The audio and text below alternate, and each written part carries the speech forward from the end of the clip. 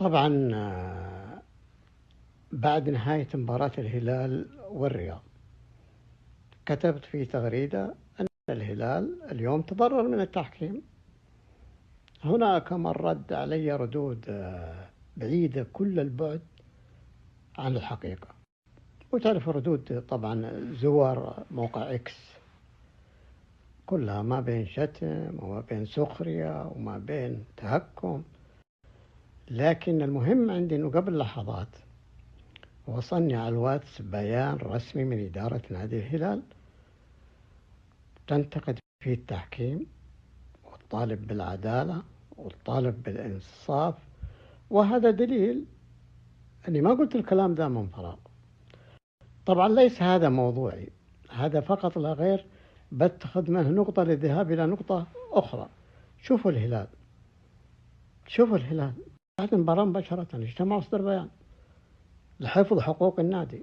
أمس الأهلي ذبح أمام النصر، ذبح، عارفين معنى ذبح؟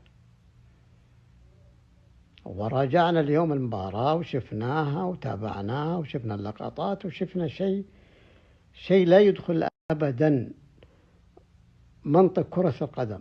ومع ذلك لم نسمع من الأهلي ولا كلمة ولا حس.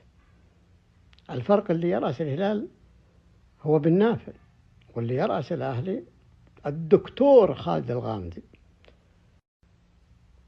خالد، يا ما نصحتك وقلت لك إذا ما تملك القدرة أن تكون رئيس بحق وحقيقة فمن الأفضل لك ألا ترشح نفسك. اليوم اتضحت الصورة.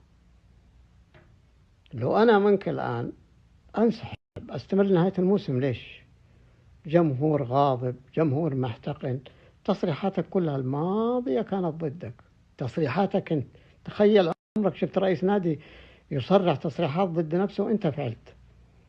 وقلت لك أنا بعد تصريحك ووعودك، قلت الآن أنت أطلقت النار على قدمك. أقرأ بيان الهلال واستمتع. تصبحون على خير.